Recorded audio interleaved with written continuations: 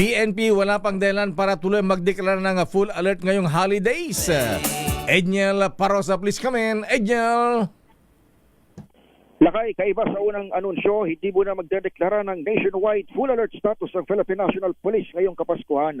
Ayon kay Police Colonel Julio Cesar Domingo, Chief ng Public Safety Division ng Directorate for Operation, wala nakikitang matinding bantang intelligence community sa pagsisimula ng simbang gabi para sa mga Katoliko. Pero sabi ni Domingo, ipaubayan nila sa diskresyon ng mga Regional Police Office ang deklarasyon ng pinakamataas na alerto sakali kailanganin.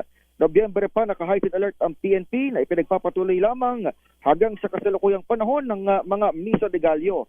Bukod sa tradisyonal na holiday season, binanggit ni Domingo, wala rin silang inaasahang security threat sa anibersaryo ng CPP-NPA sa December 26 at Rizal Day sa December 30. Pakinggan natin ang opisyal.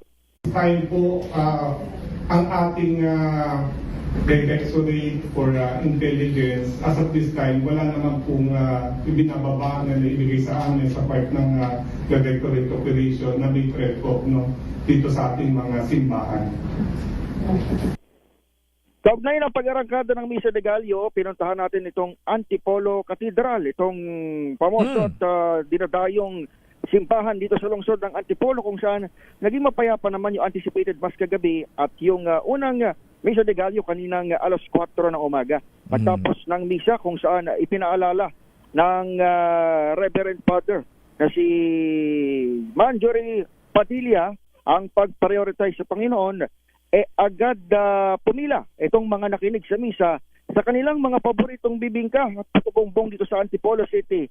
Nakilala sa mga kakanin gaya ng mga suman.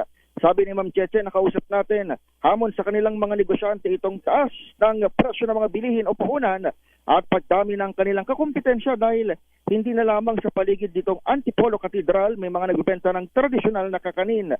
Kaiba kasi sa ilan, permanente itong pwesto ni Ma'am Cheche at hindi seasonal o kapag simbang gabi lamang. Sa kabila niyan, hindi pa rin daw sila nagtaas ng presyo. 70 pesos ang bibingka at special puto bumbong, habang 100 pesos ang overload o yung may kasama ng leche plan. Pakinggan natin siya. Pero hindi siya katulad dati kasi marami ng nagtitinda at saka ang tawag dito, yung bawat sityo, ibig sabihin bawat barangay, may mga chapel. Yan ang sitwasyon sa unang simbang gabi sa lungsod ng Antipolo at syempre sa pangkabuang senaryo sa ating pambansang seguridad.